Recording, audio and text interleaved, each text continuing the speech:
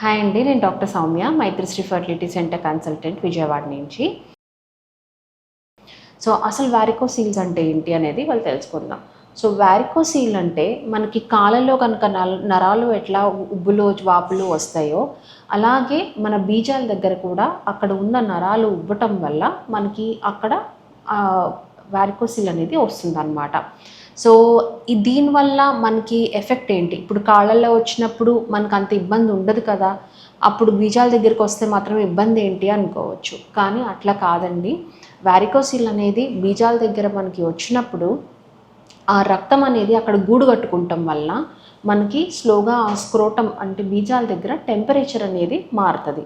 So temperature వేడి ఎక్కువ అవ్వటం వల్ల ఆ రక్తం అంతా అక్కడ గూడు కట్టుకొని టెంపరేచర్ ఎక్కువ అవటం వల్ల మనకి కణాల తయారీ కూడా తగ్గిపోతుంది. అలాగే ఉన్న కణాలు కూడా డ్యామేజ్ అవ్వడానికి అవకాశం ఉంటుంది. సో దానివల్ల వారికోసీల్ నుంచి మనకి ఇలాంటి ఎఫెక్ట్స్ అనేవి కనిపిస్తూ ఉంటాయి. నెక్స్ట్ అసలు వారికోసీల్ వల్ల మనకి ఎటువంటి ఇబ్బందులు మనకి రావచ్చు, సిమ్టమ్స్ అనేవి ఏంటి? సో సిమ్టమ్స్లో వచ్చేసి కొంతమందికి వారికోసీల్ సివియారిటీ ఎక్కువ ఉన్నప్పుడు ఒక్కొక్కసారి ఇట్లా డల్గా ఒక నొప్పిలాగా వచ్చి కిందకి బరువుగా లాగుతున్నట్టు అనిపించవచ్చు. అలాగే ఇంకొంతమందికి అసలు నొప్పి ఏమీ ఉండకపోవచ్చు, నొప్పి ఏమీ ఉండదు, నార్మల్గా ఉంటుంది. సో కొంతమందికి ఏంటి అంటే బీజాలు సైజ్ అనేవి ఒక పక్కన లేకపోతే రెండు పక్కన సైజ్ అనేది తగ్గిపోవచ్చు. ఇలా మనం కణాల పరీక్ష చేసుకున్నప్పుడు మనకి సీమెన్ అనాలిసిస్లో కౌంట్ కానీ కదలికలు కానీ ఇలాంటివన్నీ తగ్గిపోతాయి అన్నమాట. ఇంకొకటి సంతానం లేమి వాళ్ళకి పిల్లలు కలగడము. ఎందుకంటే మనకి కొత్తగా తయారయ్యే కణాలు తగ్గిపోతున్నాయి, మంచి కణాలు తగ్గిపోతున్నాయి కాబట్టి సంతానలేమి కూడా సమస్య ఎక్కువగా ఉంటుంది వీళ్ళలో. అలాగే వీటితో పాటుగా వాళ్ళకి ఒక్కొక్కసారి మనకి చేతులతో తడిమినప్పుడు అక్కడ నరాలు ఉబ్బినట్టు మనకి తెలుస్తూ ఉంటుంది.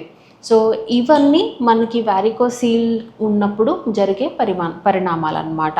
సో నెక్స్ట్ ఇప్పుడు వారికోసీల్ ఉంటే నాకు ప్రెగ్నెన్సీ రాదా అనేది మనకు నెక్స్ట్కి వచ్చే క్వశ్చన్. సో అట్లా ఉండదండి. వారికోసీల్ ఉండటం వల్ల మనకి ప్రెగ్నెన్సీ రాదని ఉండదు.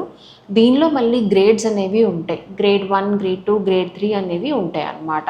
సో గ్రేడ్ 1 అనేది చాలా మైల్డ్గా ఉన్నట్టు. సో గ్రేడ్ 1కి కానీ గ్రేడ్ 2కి కానీ మనం ఎక్కువగా సర్జరీ చేయాల్సిన అవసరం పడదు. గ్రేడ్ 2 తర్వాత నుంచి మాత్రము మనకి గ్రేడ్ 2 కొంచెం సివియర్గా ఉంది లేకపోతే గ్రేడ్ 3 ఉన్నప్పుడు సర్జరీ చేసుకుంటే మనకి మంచి కణాలు తయారవడానికి అవకాశం ఉంటుంది. సహజంగా ఏం చేస్తామంటే 3 నెలలు సర్జరీ చేసిన తర్వాత 3 నెలలు మనం మంచిగా మందులు వాడి ఆ మందులు వాడిన తర్వాత మళ్ళీ 3 మంత్స్కి మనం రెస్పాన్స్ అనేది చూస్తాము. సో మనం చూసే దానిలో కొంతమందికి రెస్పాన్స్ అనేది బాగా కనిపిస్తుంది.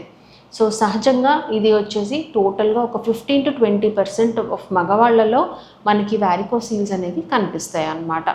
సో దాన్ని మనం నెగ్లెక్ట్ చేయకుండా ట్రీట్మెంట్ చేయించుకుంటే మనకి సంతానం కలగడానికి అవకాశం మెండుగా ఉంటుంది.